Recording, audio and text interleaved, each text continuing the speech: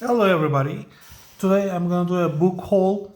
I have bought a bunch of books from Amazon, probably much more than I should have. And I'm gonna open them and take a look at them one by one and see what's inside. Alright, here is my latest one. Let's open this up, shall we? Alright.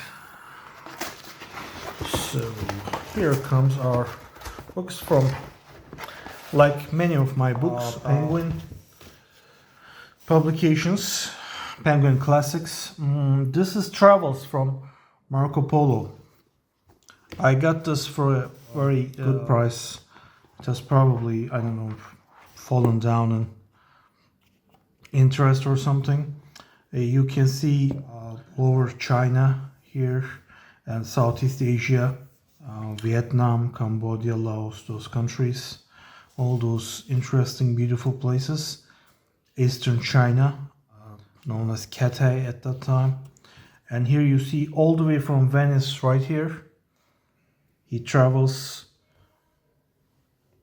to the capital of China at that time, and still today, Beijing, which was then known as Hamburg.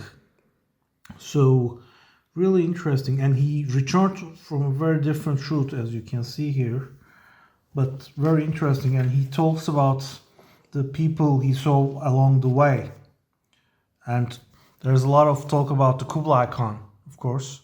My surname is actually coming from Kublai Khan, Kubilai, so I have special interest in Kublai Khan. And let's see what kind of guy he is. Is he nice? Is he badass? Is he a good ass? I don't know.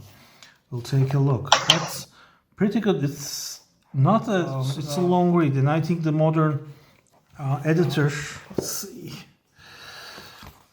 Yeah, Nigel Cliff has added a lot of nice commentary and notes, so, and he has derived this from the original text, original Italian text, so I know it's going to be quite authentic, and I'm looking forward to read it. All right, let's put this aside now. Let's open another box, shall we? So, let's see what we have here. Oh, am I sure this is a book? Yes. I may order some other things time to time, so they may be mixed as they did. You're gonna see it with me for the first time. Let's see what we have. This looks like two books actually, but oh, it's one book. All right, yeah, it's a big book. That's why. Getting rid of the box. The Three Emperors. Again, we are with Penguin. Nicholas of Russia, Nicholas II of Russia, Tsar of Russia, George V of England, King of England, and I believe they had title Emperor too at that time, by way of India, Emperor of India. All right, and Kaiser Wilhelm II. So these three people are of course related, they're cousins, and there's always the thought that World War I was basically a war between cousins. Of course, it's much more complicated than that, but it's nice to read that these people played in their childhood together, so their nations went to war. It is interesting. It can't be explained as just a family feud, I suppose, but beautiful photographs here. Yeah, but it's really telling that how very similar those rulers were, whose countries basically went to war with each other. Wow. Nice illustrations. And a lot of well-kept beards. I don't know how they can grow beard like that. I can't. I get a rash and stuff like that all the time. But I don't know. They use something obviously to remedy. Here are some beautiful photographs. Yeah, those people visited each other. Russian, German, and English. Of course, Kaiser Wilhelm was a fan of the Royal Navy. We know that. Nicholas II. And here George with the huge crown. too huge for comfort and health, I think, but what are you gonna do? Oh, yeah. And here's Nicholas. Nicholas is a very tragic figure. I feel really sorry for him. He's like, he's seen as a bad ruler, but he really got the worst luck of all Russian history, I think. He did a lot of wrong things. He condemned a lot of people to death and executed people and so on, but he was in a very bad situation in the whole history of Russia. Of course, we have Kaiser Wilhelm here in the middle, with Hindenburg, Ludendorff. Yeah, defeat Kaiser and his U-boats. There's a propaganda poster there showing the Germans in a not very likable light. George in 1923, again, even though in much better shape, I would say, from his cousins, not a happy man, a scarred man from the war. And here's, of course, Kaiser Wilhelm in exile in Holland. Kaiser Wilhelm having a lot of faults, but he was, yeah, I mean, he was not a Nazi or anything like that. He was the quite imperialistic quintessential. He was the emperor of Germany, Prussia, actually, at that time, as Germany was known.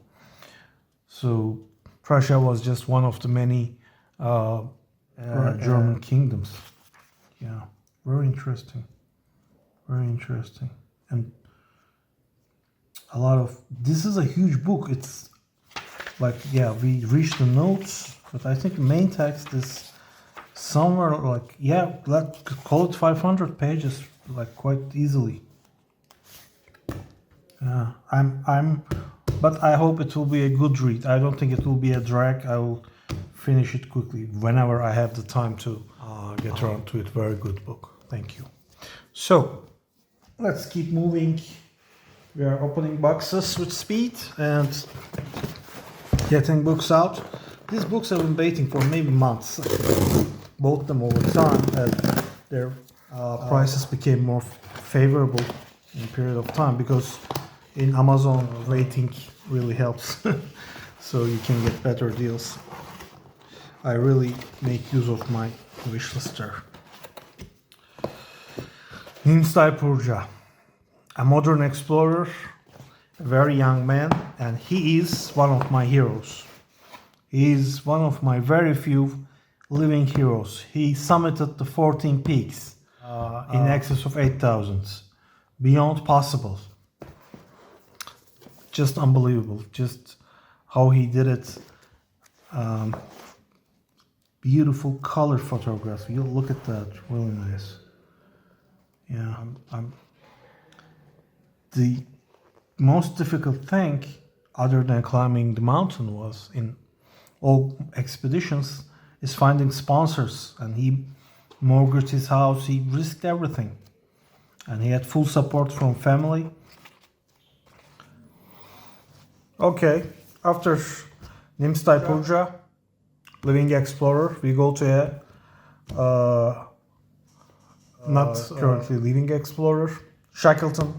At the moment, I'm immersed in polar exploration, and Shackleton is, of course, one of the greatest explorers of the what is called Antarctic exploration, heroic age of Antarctic exploration, written by Sir Ranulph Fiennes. He also has a book on Scott, which I've read, and it's also great. Now I'm reading a book on Scott and Amundsen by Huntford. Those two books are really conflicting, but it's good to know both perspectives, and it really helps us learn a lot of things. Looking a lot. I love the font here. The font is large. It's not gonna butcher my eyes. Thank you. That's just great. Shackleton was at Discovery Expedition of Scott, and they made maybe not an attempt on the South Pole, but they tried to go as further as possible, and they were the same sledge team. But at some point they became rivals. I think there's no way denying the rivalry between Shackleton and Scott. Wonderful, wonderful photographs. You can see a photo of Sir Fiennes here. just from the virtue of its being in color. Same here. Tom Crean, great Irish sailor. I can make a separate video about him, just legendary.